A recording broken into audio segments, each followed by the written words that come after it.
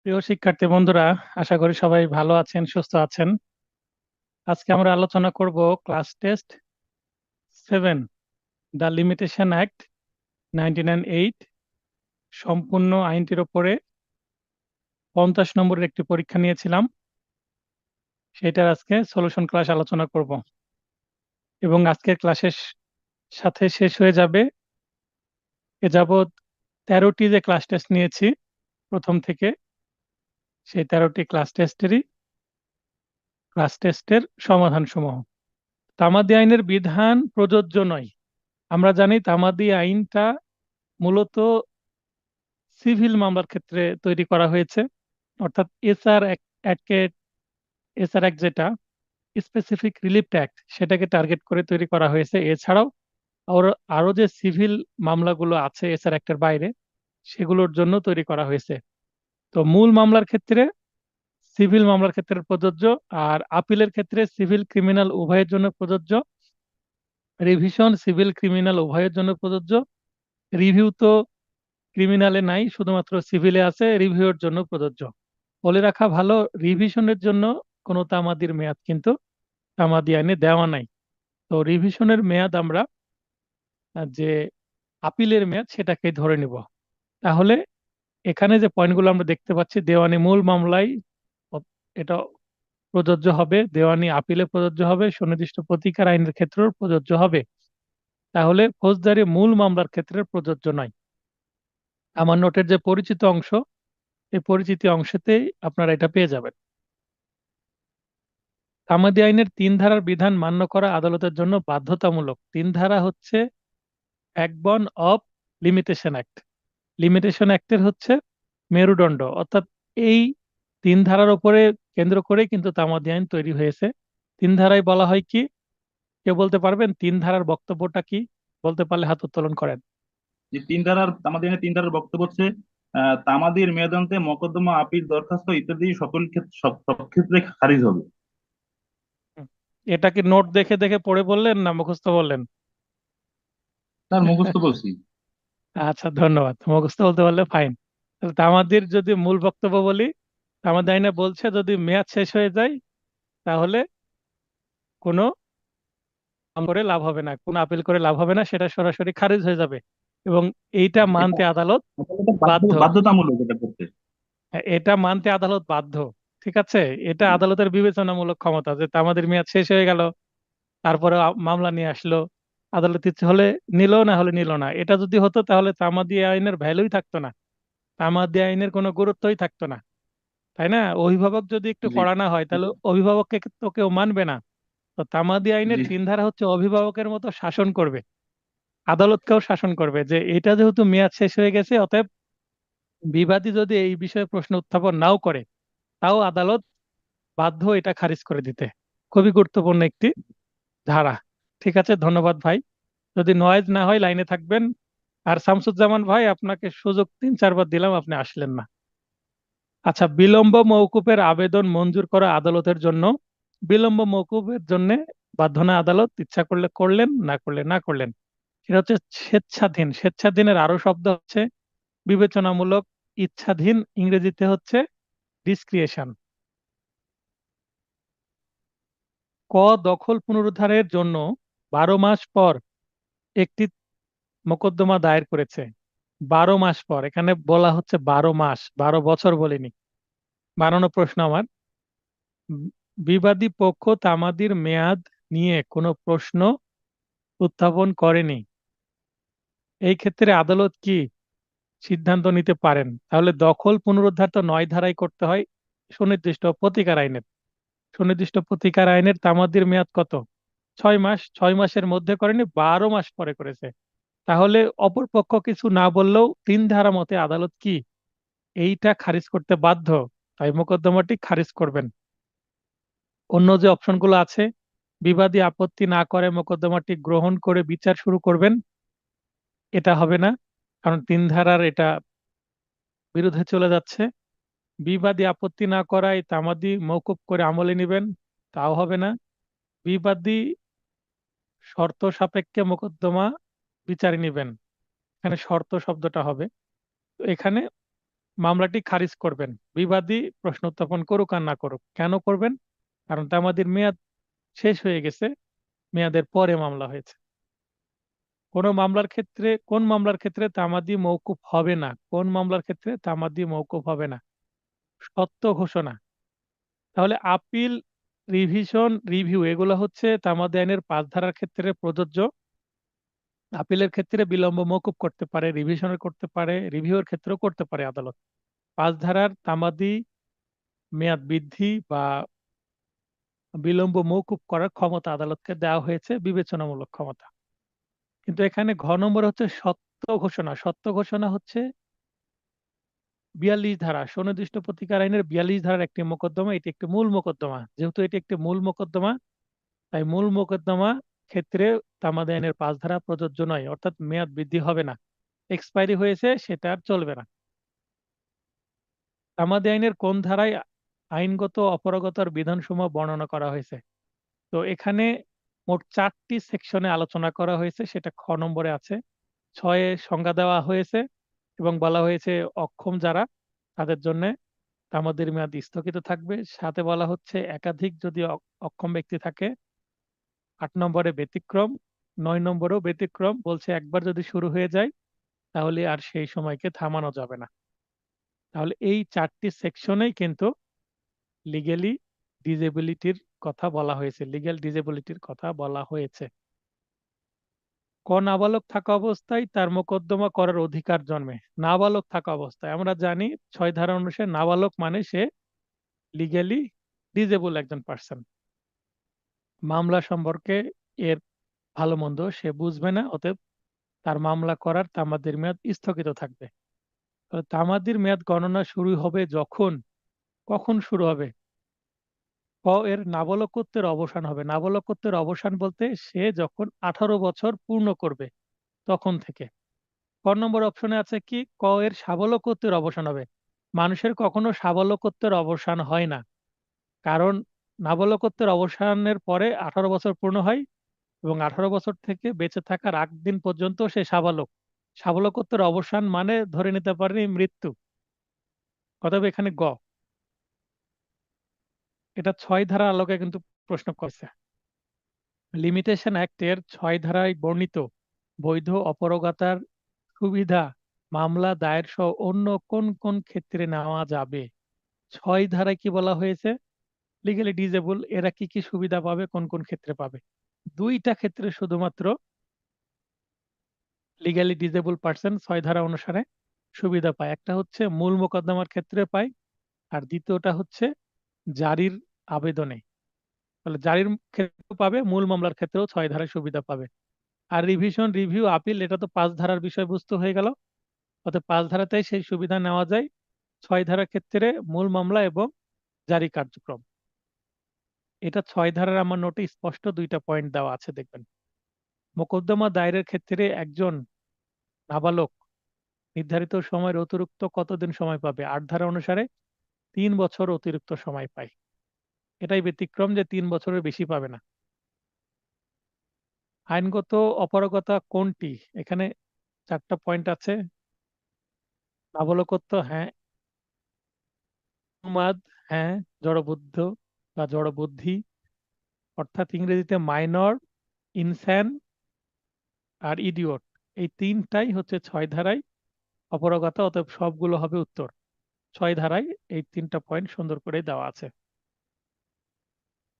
ক সুস্থ থাকা অবস্থায় তার মোকদ্দমা করার অধিকার জন্মে। সুস্থ থাকা অবস্থায় বলা হয়েছে, পরবর্তীতে সে উন্মাদ হয়ে যায়। তাহলে সুস্থ অবস্থায় যখন মোকদ্দমা দায়েরের যে মেয়াদ, মানে অধিকার জন্মে ছিল, ওই সময়ই তাকে মামলা করে ফেলতে হবে। একদিনের জন্য সে যদি সুস্থ থাকে, ওই একদিনে, মনে করেন একজন ব্যক্তি উন্মাদ, একদিনের জন্য সে সুস্থ হয়েছে, ডাক্তার বলছে যে সে এখন সুস্থ, তাকে বাসায় নিয়ে যান। সে বাসায় যে 1 দিন বা 2 দিন সুস্থ ছিল, তারপর সে আবার অসুস্থ হয়ে গেছে, উন্মাদ হয়ে গেছে। তো এই যে 2-1 দিনের জন্য যে সে সুস্থ ছিল, এটার জন্য কি তার জন্য তামাদির মেয়াদ গণনা স্থগিত থাকবে? আইন বলছে থাকবে না। কত ধারায় আছে? 9 ধারায়। সময়ের অবিরাম চলন, একবার সময় চলতে শুরু করলে সেটা আর থামবে না। এক্ষেত্রে তামাদির মেয়াদ গণনা খ নম্বর স্থগিত থাকবে না। কেন থাকবে না? ওই এক দুই দিন সে জানতে পারলো যে সে সুস্থ, তখন তো তার কি অধিকার জন্মেছে সেগুলো সম্পর্কে তার খোঁজ নিতে হবে, বা তার আশেপাশে যারা আছে তারা তাকে বলবে যে তোমার এই এই ধরনের একটা সমস্যা হয়েছে, মামলা করতে হবে। তখন তিনি যদি নিজেই বাদী হয়ে মামলা করলেন তো ভালো। আর যদি মনে করেন যে না, সে এখনো পুরোপুরি শারীরিক ভাবে সুস্থ না, মানসিক ভাবে হয়তো বা সুস্থ, একটা মানুষ দীর্ঘদিন যদি অসুস্থ থাকে, যদিও মেন্টালি সে স্টেবল, তারপরে হয়তো বা সে নিজে মামলা করার মতো পরিস্থিতিতে নাই, উকিলের সাথে পরামর্শ সহ আরো অনেক কিছু আছে, তো সে দ্রুত এত কিছু করতে পারবে না। তাই সে কি করতে পারে, পার অফ অ্যাটর্নি দিতে পারে অন্য একজনকে। তো যেটাই হোক, আইন বলছে আপনি সুযোগ পেয়েছিলেন, আপনি কাজে লাগাননি, সেটা একদিনের জন্য হলো। কোন কারণে ব্যয়িত সময়কাল আপিল দায়েরের ক্ষেত্রে নির্ধারিত সময়ের সাথে যোগ হবে? এটা 12 ধারায় আছে। 12 ধারায় আমরা 4টি ক্ষেত্রে দেখি যে সেগুলো যোগ হয়। 4টি ক্ষেত্রের এখানে একটা আছে আইনজীবী নিয়োগ। আইনজীবী নিয়োগ করতে দেরি হয়েছে ইওর অনার, একটু সময় দেন। এটা কোনো অজুহাত হবে না। হাজত বাস, আসামি হাজতে ছিল, সে সময় মতো আসতে পারেনি, হবে না। আসামি অসুস্থ ছিল, শারীরিক ভাবে এখানে বোঝানো হচ্ছে, তাই এটাও ভালো কারণ নেই। 12 ধারায় রায়ের নকল সংগ্রহের জন্য যে সময়, সেই সময় বাদ যায়। এটা 12 ধারায় আমরা জানি, একটা পয়েন্ট আছে 12 ধারায়। 4টা পয়েন্টের মধ্যে এটি অন্যতম একটি পয়েন্ট। তামাদি আইন এর 14 ধারা প্রযোজ্য হয়। তামাদি আইনের 14 ধারা কিন্তু মূল মামলার ক্ষেত্রে প্রযোজ্য। 14 ধারায় কি বলা হয়েছে, কেউ যদি ভুল আদালতে একটা মামলা দায়ের করে, যেখানে জুরিসডিকশনগত কোনো সমস্যা আছে, বা স্থানীয় এখতিয়ার নাই অথবা আর্থিক এখতিয়ার নাই, এক আদালতে মামলা হবে, আপনি অন্য আদালতে মামলা করলেন, তাহলে ওই মামলাটা কি করবে, ফেরত আসবে, যতক্ষণ আপনি বুঝতে পারছেন অথবা কোনো পক্ষ, বাদী হোক বা বিবাদী হোক, বা বাদী বিবাদের উকিল, অথবা যদি কোর্ট বুঝতে পারে যে এইটা তো ভুল আদালতে চলে আসছে, এটা হবে পুঠিয়া থানার কোর্টে, এটা অন্য থানার কোর্টে চলে আসছে, মোহনপুর থানার কোর্টে চলে আসছে, বা এইটা সিনিয়র সহকারী জজে হবে, এটা সহকারী জজে চলে আসছে, বা এটা যুগ্ম জেলা জজে হবে, এটা সহকারী জজে চলে আসছে, এরকম আর্থিক অথবা স্থানীয় এখতিয়ারের কোনো ভুলের কারণে যদি একটা মামলা অন্য আদালতে চলে যায়, যে মনে করেন যে 15 দিন পর্যন্ত এই মামলাটা ভুল আদালতে পড়ে থাকলো, তখন এই 15 দিন সময়টা বাদ যাবে। এটা 14 ধারার ক্ষেত্রে প্রযোজ্য। 14 ধারা, তাহলে এটা শুটের ক্ষেত্রে প্রযোজ্য। এখানে উত্তর হবে ক। এখানে ধারা 14 লেখা আছে, এখানে মানে ধারা 12, সরি 12 লেখা আছে, এখানে 14 হবে। এখানে একটু টাইপ মিস্টেক হয়েছে। উত্তর শুট। শুটটা কি, কেউ বলতে পারবেন শুট কি? হোয়াট ইজ শুট, শিবলি ভাই? দেওয়ানি মোকদ্দমাকে সুদ বলা হয়। দেওয়ানি মোকদ্দমাকে শুট বলা হয়। আর সিভিল মানে মানে সিভিল শুট বা শুট বলা হয়। আর ক্রিমিনাল যেটা বা ফৌজদারি মামলা, সেটাকে কি বলে? Criminal case. কেস বলে। সিভিল শুট আর ক্রিমিনাল কেস। এখানে শুট বলতে কিন্তু মূল মামলাকে বোঝানো হচ্ছে। হ্যাঁ, এই কারণেই ক হবে উত্তর। মোকদ্দমা জি দায়েরের স্যার। পর আর্জি ফেরত দেওয়া হয়েছে। মোকদ্দমা দায়ের করা হয়েছে, আর্জি ফেরত দিয়েছে। আর্জি ফেরত দেওয়ার বেশ কয়েকটা কারণ থাকে, তার মধ্যে 14 ধারা একটা বিষয়। তবে সিভিল মামলায় যদি, সিআরপিসি যদি আমরা পড়তে যাই, সিআরপিসির মধ্যে কিন্তু আরো কিছু কারণ আমরা দেখতে পাবো। হ্যাঁ, সিআরপিসিতে কেউ যদি কোর্ট ফি কম দেয়, এটা একটা ভ্যালিড কারণ, বা মামলার কজ অফ অ্যাকশন স্পষ্ট নাই, এটা একটা কারণ। তো এগুলো আমরা দেখব। তো যাই হোক, মোকদ্দমা দায়েরের পর আর্জি ফেরত দেওয়া হয়েছে, ইতোমধ্যে মোকদ্দমার মেয়াদ শেষ হয়ে গেলে তখন আপনি কি করবেন? এটা আর্জির সাথে 14 ধারায় বিলম্ব মওকুফের আবেদন করতে হবে। কারণ 14 ধারায় বলা হচ্ছে ভুল আদালতে যদি মামলা করা হয় তাহলে সেই সময়টা বাদ যায়। একটি মামলায় প্রতারণামূলক দলিল সৃজনের অভিযোগ করা হয়েছে। সৃজন মানে সৃষ্টি বা তৈরি। উক্ত মামলায় তামাদির মেয়াদ গণনা শুরু হবে বাদীর প্রতারণা সম্পর্কে জ্ঞাত, জ্ঞাত বলতে জানা হবার দিন হতে, তাহলে এখানে প্রতারণা সম্পর্কে জ্ঞাত হওয়ার দিন থেকে এটা শুরু হবে। হ্যাঁ, আক্তার মাহমুদ, ব্যারিস্টার আক্তার মাহমুদ হাত উত্তোলন করেছেন, লাইন আসবেন। আহ, আসসালামু আলাইকুম স্যার। আমার একটা ওয়ালাইকুম প্রশ্ন ছিল, আসসালাম। এই যে তামাদি আইন আহ, দেওয়ানি মামলার ক্ষেত্রে প্রযোজ্য হয়, ফৌজদারি মামলার ক্ষেত্রে প্রযোজ্য হয় না, এটা হয় না। আমরা ওই প্রথম দিকেই জানলাম। তা আমার একটা হুম। প্রশ্ন, নতুন যে আইন হয়েছে 2023-এ, ভূমি অপরাধ প্রতিরোধ ও প্রতিকার আইন, এটা হচ্ছে হ্যাঁ। ফৌজদারি আইন, হ্যাঁ। কিন্তু নেচার হচ্ছে ভূমি সংক্রান্ত। তো এই মামলা ওকে। করলে এখানে কি তামাদি আইন ডিসঅ্যাপ্লাই হবে, মানে প্রযোজ্য হবে কি হবে না? এই যে লিমিটেশন অ্যাক্ট, আমরা এই মুহূর্তে যে আইনটা পড়ছি 1908 সালের, এই আইনটার একটা বিধানও ওখানে প্রযোজ্য হবে না, এটা বললে ভুল হবে। তাহলে কি বলতে হবে?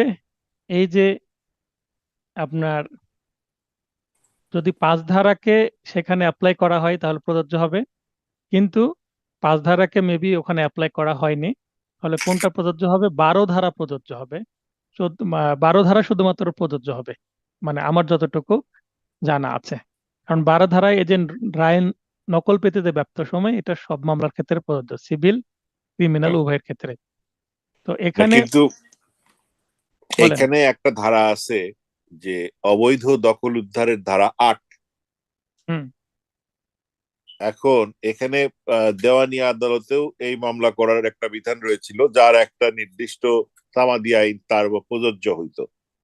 হুম। কিন্তু ভূমি অধিকার আইনের 2023-এর ধারায় মধ্যে দিয়ে যদি আমি 8 ধারাতে মামলা করি, তাহলে তো আপনার যদি ফৌজদারি মামলার কারণে তামাদি আইন ডিসঅ্যাপ্লাই করে এখানে, হুম। সেক্ষেত্রে কিন্তু এখন সাবসিকুয়েন্টলি আর একটা কোশ্চেন রেজ করে, তাহলে কি এই যে অ্যাডভার্স পজিশন 12 ইয়ার্স এর একটা রুল আছে, সেটা হুম। কি আপনার আসলে আর অকার্যকর হয়ে যাচ্ছে ইন এ সেন্স? কারণ তামাদি আইন যদি অ্যাপ্লিকেবল না হয়, তাহলে যার জমি এবং যার আইনগত মালিকানা টাইটেল রয়েছে, সে 20 বছর পরে এসে ক্লেম করলেও তাকে সেই জমির মালিকানা দিতে আইনগতভাবে কোনো বিধিনিষেধ তো আমি দেখছি না। আমি একটু কোন বেশি, কোর্টের? না না, মানে আপনি ঠিক ফৌজদারি বলেছেন। ফৌজদারি এখন আদালতের ক্ষেত্রে এখানে বলতেছি। এখানে তাহলে তাহলে একটু ফৌজদারি কোর্টের জুরিসডিকশনটাকে বলি। এখানে যদি ফৌজদারি কোর্টে মামলা করা হয়, ফৌজদারি কোর্ট কি আপনাকে দখল ফিরিয়ে দিতে পারবে? আপনি বেদখল হয়েছেন, ফৌজদারি কোর্ট কি দখল ফিরিয়ে দিতে পারবে? এই 23 সালের আইনে কি বলা আছে যে দখল ফিরিয়ে দিবে? ফাইন করবে অথবা ইমপ্রাইজনমেন্ট দিবে। ফৌজদারি কোর্টের এতটুকুই ক্ষমতা আছে, কিন্তু একটা জমির দখল ফিরিয়ে নিতে হলে, দখল উদ্ধার করতে হলে সিভিল কোর্টে আসতে হবে। বুঝতে পারছেন বিষয়টা? আচ্ছা, বুঝতাম। এটা কিন্তু একটা ফ্যাক্ট, যে আপনি ক্রিমিনাল কোর্টে যাচ্ছেন, তার সাজা নিতে পারবেন অথবা ফাইন করবে, এটা একটা ফৌজদারি অপরাধ। কিন্তু আপনি সিভিল, আপনার অধিকার বলবৎ করতে হলে সিভিল কোর্টেই আপনাকে যেতে হবে। ক্রিমিনাল কোর্ট আপনাকে বলতে পারবে না আপনি যে ওইটা এই মামলা করে আপনি ফিরে পেতে পারেন জমি। সিভিল কোর্ট কখনো কোনো ডিক্রি জারি করে একটা জমি দিতে পারবে না, কারণ জমি ফেরত নেওয়ার যে ডিক্রি জারির যে ক্ষমতা, সেটা সিভিল কোর্টের একমাত্র আছে এবং এখন পর্যন্তই আছে। আর এই আইনে কত দিনের মধ্যে মামলা করতে হবে এটা এই কারণে ডিফাইন করা নাই, কারণ ফৌজদারি মামলা লিমিটেশন দিয়ে বারিত করা যাবে না। তাহলে 8 ধারায় যে অবৈধ দখল উদ্ধারের কথা বলা হলো, এখানে 7 বছর পর্যন্ত জেলের ব্যবস্থা রয়েছে এবং নন হুম। বেলেবল মামলা এটা।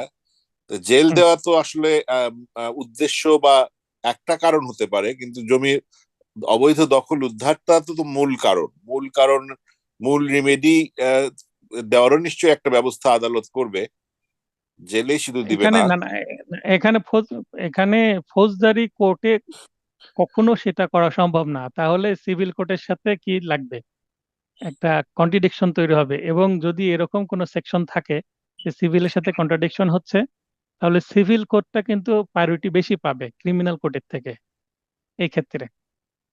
আর এই আইনটার ওই সেকশনটা প্রয়োজন আমি দেখে আবার, কারণ এইটা এখনো ঠিক আমি আছে এই স্যার, জি, আইনে এটা একটা কেবল মামলা নতুন আইন করিনি। তো। জি স্যার, নতুন এটা আইনে নতুন আইন, এটা একটু এখন আমি আমার একটা মামলা কৌতূহল। করিনি, জি, হ্যাঁ। না, জি, আপনার পয়েন্টটা ভ্যালিড, আমি আইনটা পড়ি, প্রয়োজনে আরো একদিন সময় দেবো এই বিষয়ে। জি স্যার, ঠিক থ্যাংক আছে। You, thank you sir. তো এই আমি মামলা করতে চেয়েছিলাম, একটা ফাইলিংও রেডি করেছিলাম।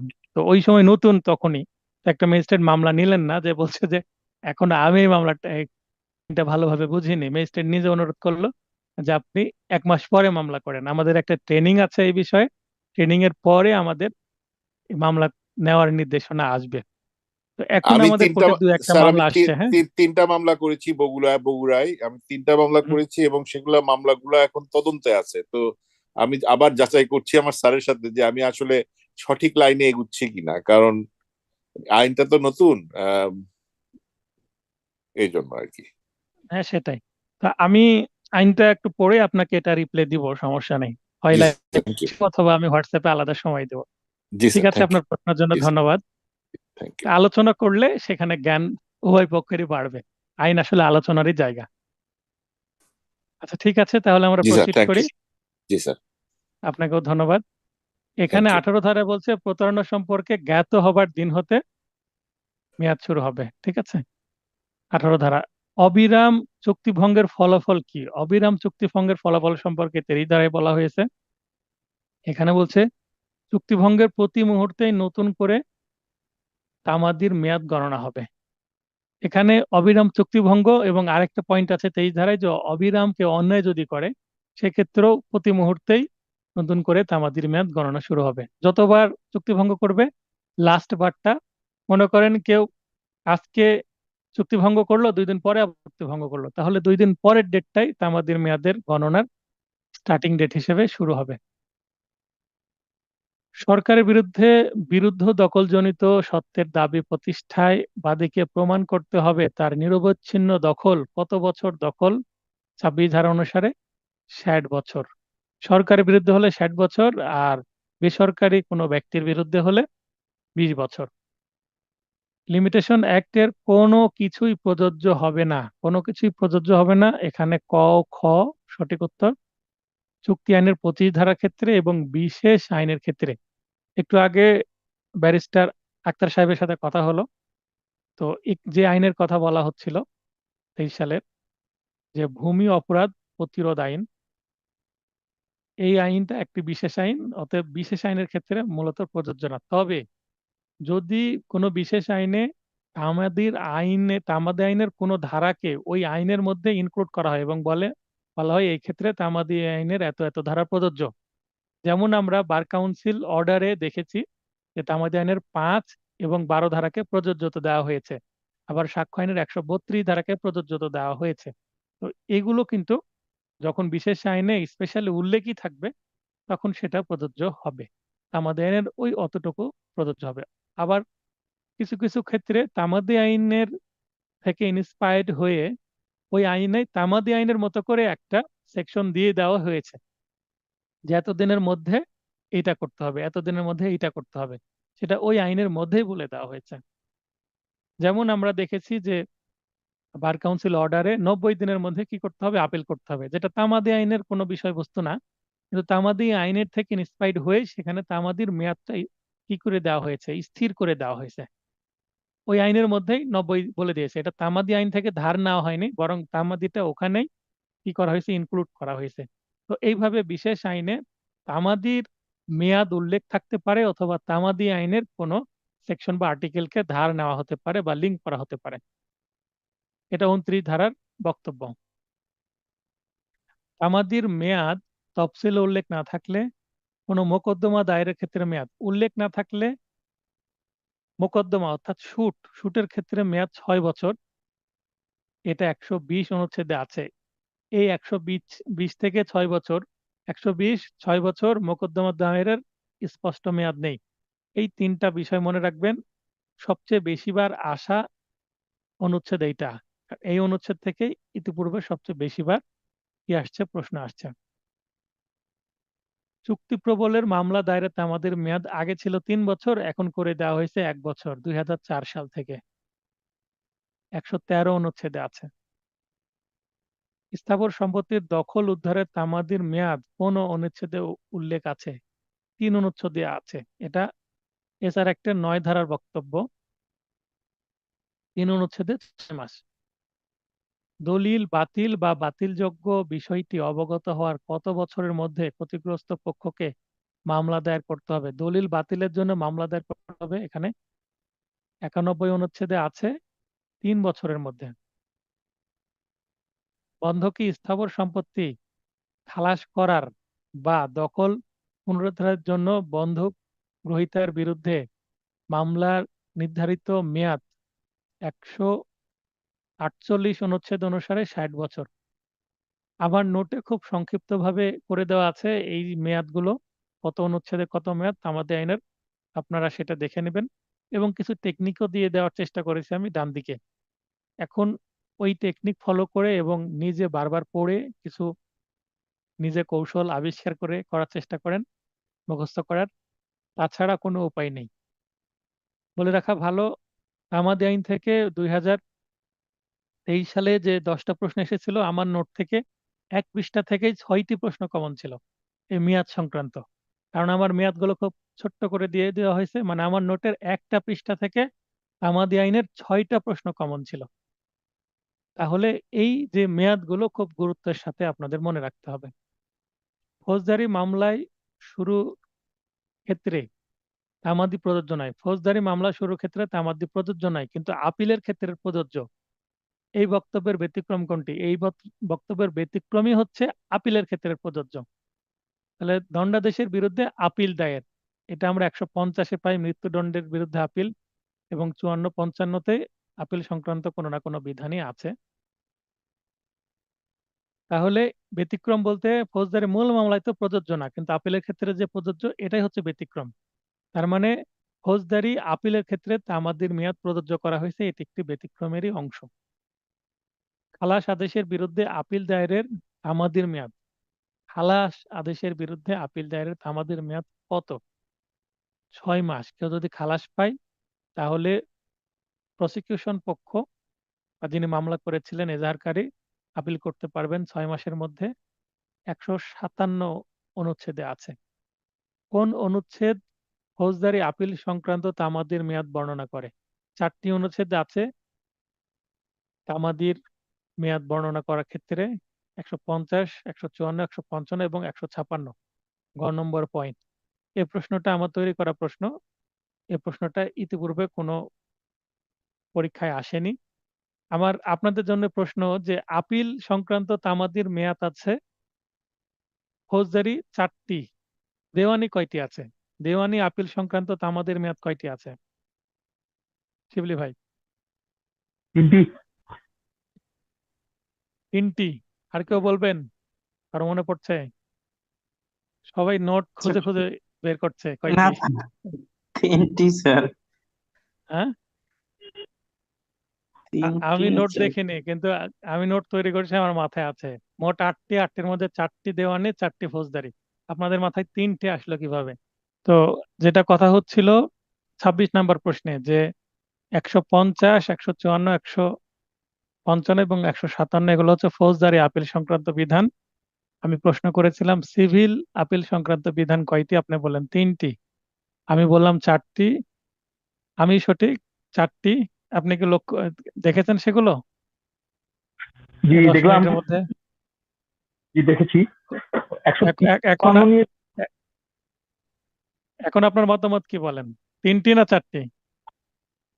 ওই 153টা যদি আপনার সিভিল হয় তাহলে এটা 4টি হবে, আর না হলে হয়তো 5টি হবে আর কি। সিভিল সিভিল 3টি হবে, ক্রিমিনাল 5টি হবে। কারণ আমি 153 আর্টিকেলে যদি ইংরেজি দেখলাম, under the same code of high court from an order of subordinate court refusing leave to appeal to appellate division, এটা হচ্ছে ইংরেজিতে। কিন্তু বাংলায় বলা হচ্ছে, এটা আমি যেটা দেখলাম শিডিউলে আমাদের ব্যারাকটা যেটা আছে, হাইকোর্টের অধস্তন কোনো আদালত সুপ্রিম কোর্টের কাছে আপিল করার অনুমতি দিতে অস্বীকার করলে উক্ত আদেশের বিরুদ্ধে ফৌজদারি কার্যবিধি মোতাবেক দায়েরকৃত আপিল। এখানে মেয়াদ দেখানো হয়েছে 30 দিন। এটা নিয়ে একটু কনফিউশন রয়েছে আমার। আচ্ছা, আমি ইংলিশ বেয়ার একটা আমিও দেখলাম। ইংলিশ যে বেয়ার অ্যাক্ট, ঠিক আছে, ইংলিশ জি বেয়ার অ্যাক্ট অনুসারে আপনাকে দেখাই দিচ্ছি। এই তো ইংলিশ বেয়ার অ্যাক্ট ওয়েবসাইট থেকে ডিরেক্ট 153, তাই তো? জি এখানে 152-তে কি দেওয়া আছে? Under the code of civil procedure. 152-তে সিভিল প্রসিডিউরের কথা বলা আছে, 53-তে এসে বলছে under the same code. Under the same code বলতে ওই 52-তে যে সিভিল প্রসিডিউর আছে সেটাকে বোঝানো হচ্ছে, ঠিক আছে? The high court division from an order, এখানে কি লেখা আছে? অর্ডার, ঠিক আছে? জি জি জি। তো এটা সিভিল, ডেফিনেটলি সিভিল, ও আমাদের তাহলে ঠিক আছে? ব্যারেক্টে মনে হয় অনুবাদে ভুল আছে, বাংলা ব্যারেক্টে ইংরেজির সঙ্গে বাংলাতে বাংলা বলা হয়েছে এখানে। বাংলা বাংলা বাংলা অনেক বেয়ার একটা ভুল থাকে, ভুল আছে। তো এখানে ইংলিশটা দেখেন, ওয়েবসাইট থেকে আমি আপনাকে দেখাচ্ছি যে 52-তে বলা হচ্ছে সিভিল, তাহলে 53-তে সেম দ্বারা কি 52-কে বোঝাবে না অন্য কোনটা বোঝাবে বলেন? জি জি, অবশ্যই বাংলাকে বোঝাবে। আমি অবশ্যই দেখেছি ব্যারেক্টে, এবং আমি ইয়েতে দেখেছি, ওয়েবসাইটে দেখলাম। দেখে যখন কনফিউশন হলো, আমি আবার ব্যারেক্ট উঠিয়ে দেখলাম যে ব্যারেক্টে ভুল আছে এখানে। বুঝতে পেরেছি, এবার ঠিক আছে আচ্ছা, তাহলে। এবার আরেকটা দেখেন 54-তে under the code of criminal procedure, 54-তে ক্রিমিনাল প্রসিডিউর কথা বলা হচ্ছে। 55-তে বলা হচ্ছে জি আন্ডার দ্য সেম কোড, তাহলে এই সেম কোড দ্বারা এই 54 সিআরপিসি কে বোঝানো হচ্ছে। ক্লিয়ার এবার? জি, ধন্যবাদ। আচ্ছা, তাহলে আর কনফিউশন থাকলো না। 8টা আপিলের বিধান আছে, 8টার মধ্যে 4টা সিভিল 4টা ক্রিমিনাল, একেবারে 50-50। ওয়েবসাইটের বিআর অ্যাক্টের সাথে ম্যাচ করে তারপরে শিওর হবেন। আমারও ভুল হতে পারে, আমি সেটা অকপটে স্বীকার করছি। মানুষ তো, মানুষেরই ভুল হয়। অনেক বিআর অ্যাক্টে যারা বই পাবলিশ করে রেখে দিয়েছে তাদেরই ভুল আছে। তো যাই হোক, আলোচনা করলাম, ক্লিয়ার হলাম সবাই। হাইকোর্ট বিভাগ কর্তৃক মূল বা আদি এখতিয়ার প্রয়োগকালে প্রদত্ত রায় পুনর্নিরীক্ষণ কি রিভিউ এর জন্য দরখাস্ত দাখিলের মেয়াদ কত দিন? 20 দিন মাত্র আছে 162-তে। নিঃসম্বল হিসাবে আপিল করার অনুমতির দরখাস্ত দাখিলের তামাদির মেয়াদ কত দিন? 30 দিন, 170 অনুচ্ছেদ। দেওয়ানি মামলায় যুগ্ম জেলা জজ কর্তৃক প্রদত্ত রায়ের বিরুদ্ধে রিভিউ দায়ের। এরপরে আমরা 29 বলা হচ্ছে দেওয়ানি মামলায় যুগ্ম জেলা জজ কর্তৃক প্রদত্ত রায়ের বিরুদ্ধে রিভিউ দায়ের করতে হবে রায়ের তারিখ থেকে কত দিনের মধ্যে? 173-এ আছে 90 দিনের মধ্যে। কোন দেওয়ানি মামলা চলাকালীন উহার বাদী বা বিবাদী মারা গেলে কায়েম মোকামের কথা বলা হচ্ছে। তার মৃত্যুর কত দিনের মধ্যে তার ওয়ারিশদের স্থলাভিষিক্ত অর্থাৎ কায়েম না করলে মামলা বাতিল বা অ্যাবিট হবে। কায়েম মোকামের জন্য তামাদির মেয়াদ হচ্ছে 90 দিন। কায়েম মোকামের জন্য তামাদির মেয়াদ 90 দিন, বাদীর জন্য 90 দিন, বিবাদীর জন্য 90 দিন। বাদীর জন্য 176 ধারা প্রযোজ্য, 176 অনুচ্ছেদ প্রযোজ্য, বিবাদীর জন্য 177 অনুচ্ছেদ বা 177 আর্টিকেল প্রযোজ্য।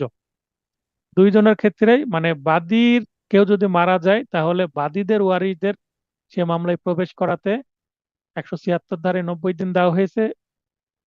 অনুরূপভাবে বিবাদীর পক্ষের যদি কেউ মারা যায়, বিবাদী যদি মারা যায় একাধিক বিবাদীর মধ্যে, তাহলে একমাত্র বিবাদীরও যদি তিনি মারা যান তাহলে তাদের পক্ষ আসবে এই মামলায় কম্পিট করতে। তো এই মামলায় প্রতিযোগিতা করার জন্য তাদের ওয়ারিশদেরকে নিয়ে আসলে 90 দিনের মধ্যে নিয়ে আসতে হবে, মৃত্যুর 90 দিনের মধ্যে 177 অনুসারে। দেওয়ানি আদালতের ডিক্রি জারির ক্ষেত্রে তামাদির মেয়াদ, ডিক্রি জারির তামাদির মেয়াদ সাধারণত 3 বছর, তবে আনলিমিটেড মেয়াদ পাওয়া যায় জারির মেয়াদ।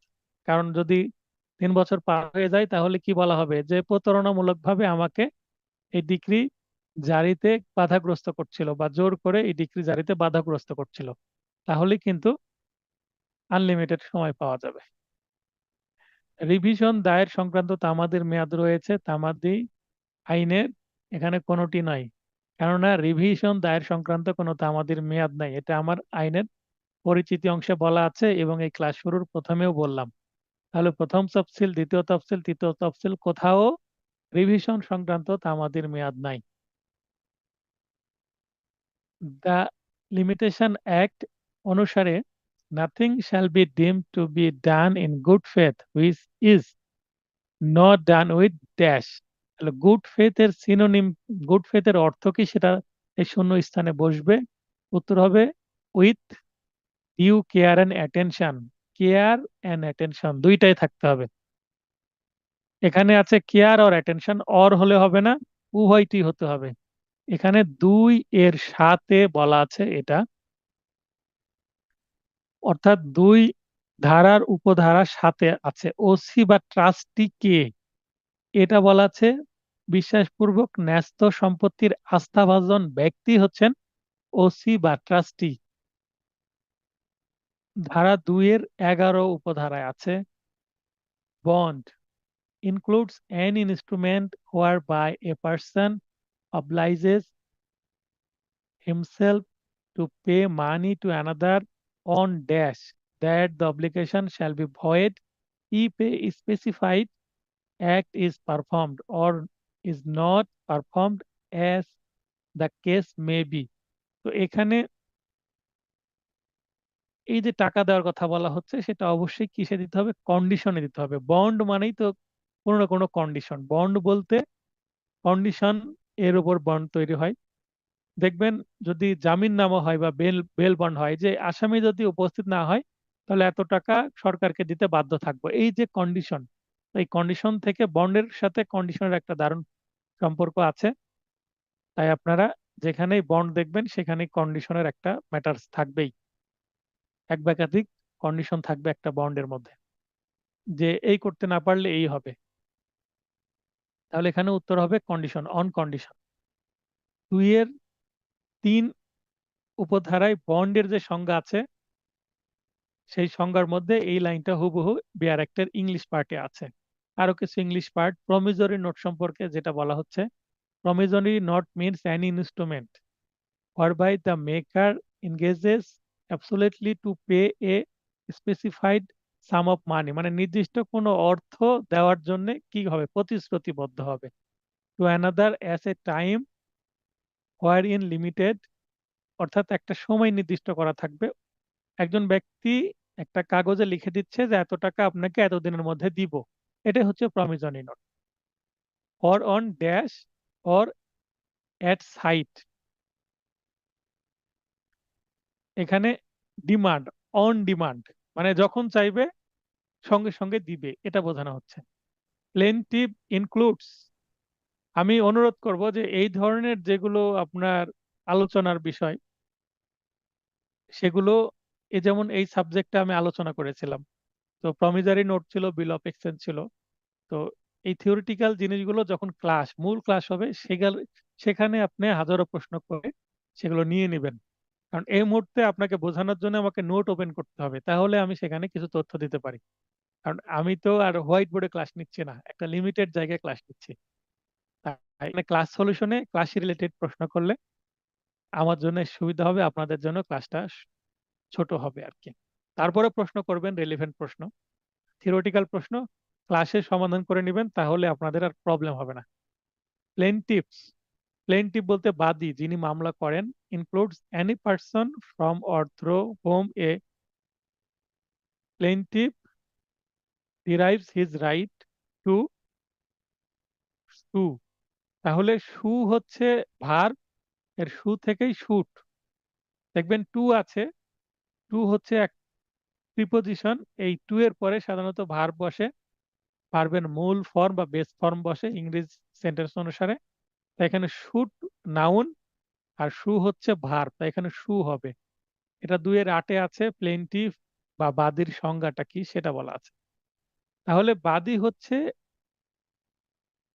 যিনি একটা মামলার মাধ্যমে, দেওয়ানি মামলার মাধ্যমে নিশ্চয় কি করেন, অধিকার দাবি করেন। at the determination of the period hereby limited to any person for instituting a suit for possession of any property, his right to such property shall be extinguished। তো এটা 28 ধারা অনুসারে করা হয়েছে।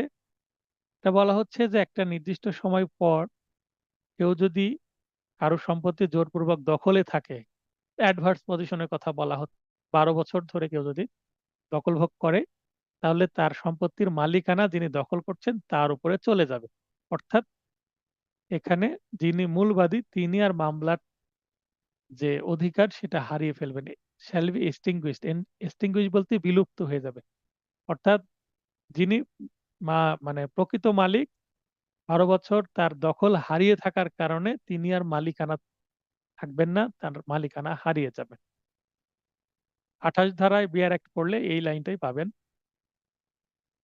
Exclusion of time during which proceedings are suspended, এটা বলা হয়েছে 15 ধারায়।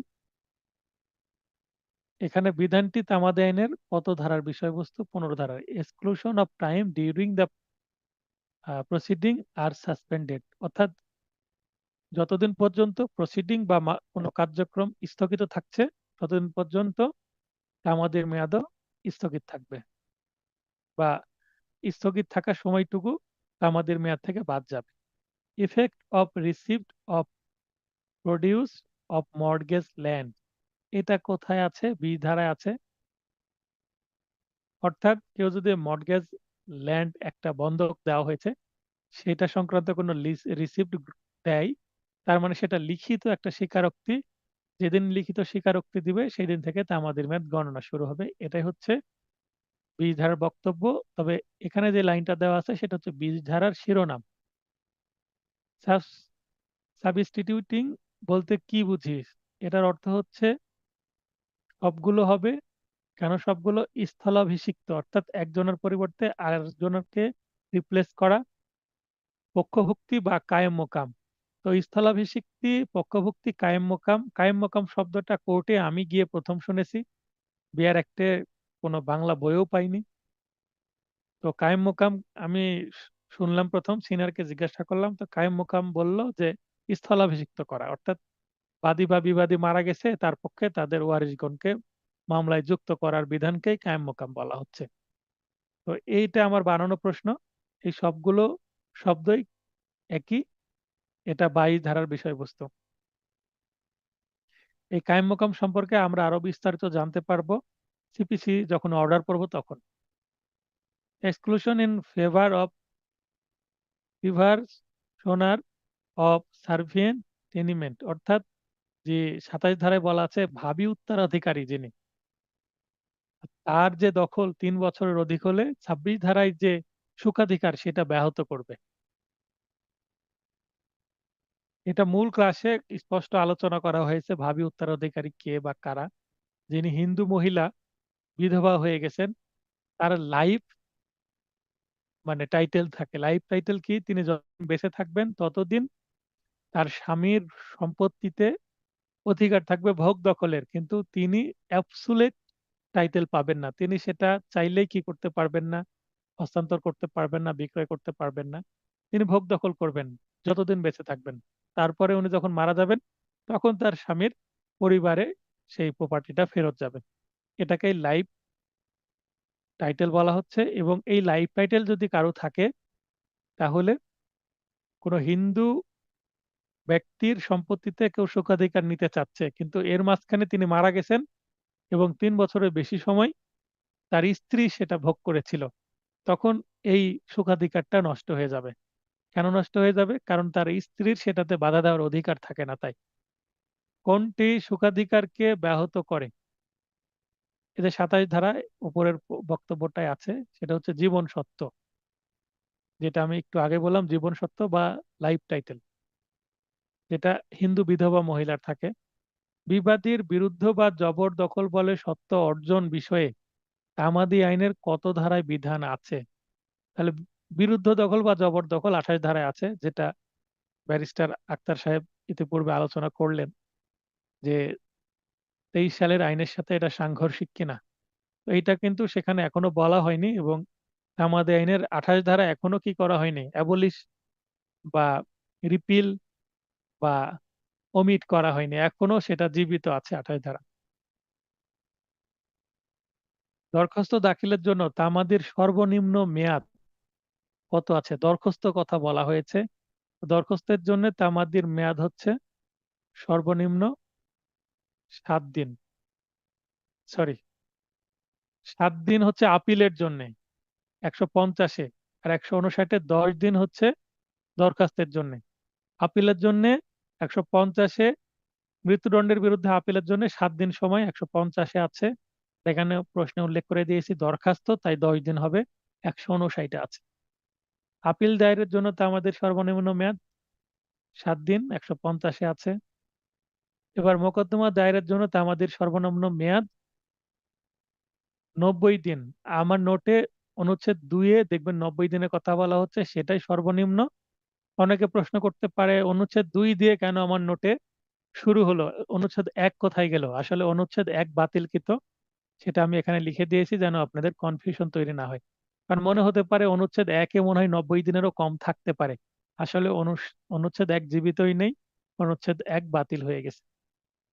মঞ্জুরিকৃত তৃতীয় ব্যক্তির জীবন সত্ত্ব দ্বারা ড্যাশ বছরের অধিক দখল, আমি একটু আগে বলে দিলাম 3 বছরের কথা, যে জীবন সত্ত্ব যদি 3 বছর ধরে তাহলে সুখাধিকারের লক্ষ্যে ভক্ষিত 20 বছর হতে সেটা বাদ যাবে। 27 ধারার বিষয়বস্তু। ক উন্মাদ থাকাকালে বংশগত একটি পদ লাভের জন্য মামলা করার অধিকার প্রাপ্ত হয়, এর 6 বছর পর ক সুস্থ হয়। তাহলে বংশগত পদ লাভের মামলা করার তামাদির মেয়াদ সর্বমোট স্বাভাবিক মেয়াদ হচ্ছে 12 বছর। 6 বছর পার হয়ে গেছে, তাহলে আর মেয়াদ কত বছর আছে? 6 বছর আছে এখনো। সাধারণ আইন অনুসারে ক সুস্থ হবার 6 বছরের মধ্যে মামলা দায়ের করতে পারে, কারণ 12 থেকে 6 বছর চলে গেলে 6 বছর থাকে। এই ক্ষেত্রে ক তামাদি আইনের 6 ধারা ও 8 ধারার সুবিধা গ্রহণ করলে মামলা দায়েরের জন্য আর কত বছর সময় পাবে?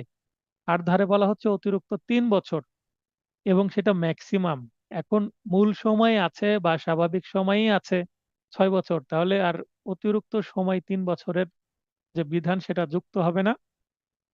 এই 6 বছর যদি 3 বছর যেহেতু বেশি, তাই 6 বছরই সময় পাওয়া যাবে। এটা হচ্ছে উত্তর। অর্থাৎ 3 বছরের যদি কম সময় স্বাভাবিক থাকতো, সেক্ষেত্রে সেইটা 3 বছর পর্যন্ত ম্যাক্সিমাইজ করা হতো। কিন্তু 3 বছরের বেশি সময় যেহেতু আছে, তাই 8 ধারার সুবিধা নেওয়ার দরকারই নেই। ক নাবালক থাকাকালে মিরাস আদায়ের জন্য মামলা করার অধিকার প্রাপ্ত হয়। মিরাস আদায়ের জন্য মামলা করার স্বাভাবিক সময় হচ্ছে 12 বছর। এর 11 বছর পর সে সাবালক হয়, তার মানে আর 1 বছর সময় আছে। সাধারণ আইন অনুসারে ক সাবালক হবার 1 বছরের মধ্যে মামলা করার মানে মামলা দায়ের করতে পারে। এক্ষেত্রে ক তামাদি আইনের 6 ও 8 ধারার সুবিধা গ্রহণ করলে মামলা দায়েরের জন্য আর কত বছর সময় পাবে? তাহলে এখানে যেহেতু 1 বছর আছে, 8 ধারা অনুসারে আরো 2 বছর যুক্ত করে ম্যাক্সিমাম 3 বছর তাকে সময় দেওয়া হবে। উত্তর হবে খ। 8 ধারাকে টার্গেট করে প্রশ্নটা করা হয়েছে, উপরেরটাও তাই। তাহলে 8 ধারায় আমরা দেখছি এখানে 3 বছর, এখানেও 3 বছর হতো যদি 6 মানে 3 বছরের কম সময় থাকতো। যদি 3 বছরই সময় থাকে তাহলে 3 বছরই পাবে। যদি 2 বছর সময় থাকে, 1 বছর যুক্ত করে 3 বছর ম্যাক্সিমাম সময় পাবে। যদি 1 বছর সময় থাকে, 2 বছর যুক্ত করে 3 বছর ম্যাক্সিমাম সময় পাবে। যদি একদিনও সময় না থাকে, 0 বছর সময় থাকে, তবুও 3 বছর সময় ম্যাক্সিমাম 8 ধারা অনুসারে পাবে। এইটা 8 ধারা সুবিধা দিচ্ছে। তো এই ছিল আজকের আলোচনা। আজকে ক্লাস টেস্ট রিলেটেড যদি কোনো প্রশ্ন থাকে প্রশ্ন করবেন, আর না থাকলে ক্লাসটি শেষ করে দেবো। ভিডিওটা এডিট করে আমি রাত্রেই আপনাদের দেখার সুযোগ করে দেব। আর আগামীকালকে রাত্রে এই 100 নম্বরের একটি ক্লাস টেস্ট হবে। 5টি সাবজেক্টের উপর রুটিন আছে, আপনারা রুটিন ফলো করবেন। রুটিন প্রায়শই কিন্তু পরিবর্তন হয় কয়েকটি কারণে, খেলাধুলা বা আমার ব্যস্ততা বা কোনো প্রাকৃতিক দুর্যোগ, অনেক কারণে হতে পারে। তো আমি নোটিশ দিই, সাধারণত নোটিশ ছাড়া আমি হারিয়ে থাকি না কখনো। পরীক্ষা হবে না কিন্তু নোটিশ দিনই, এরকম খুব কম হয়। তবে হ্যাঁ, পরীক্ষা শুরু হতে বা ক্লাস শুরু হবে 9:30টায়, 2-3 মিনিট ডিলে হতেই পারে। কোনো কারণ হয়তো বা ব্যস্ততা, ক্লাসে বসতে বসতে সময় চলে যায় এরকম। তো কারো যদি প্রশ্ন থাকে প্রশ্ন করেন, আর যদি প্রশ্ন না থাকে ক্লাসটি শেষ করে দিব। তো যেহেতু কেউ প্রশ্ন করছেন না, ক্লাসটি শেষ করে দিই। সবার সুস্বাস্থ্য কামনা করে ক্লাসটি শেষ করছি। শুভরাত্রি।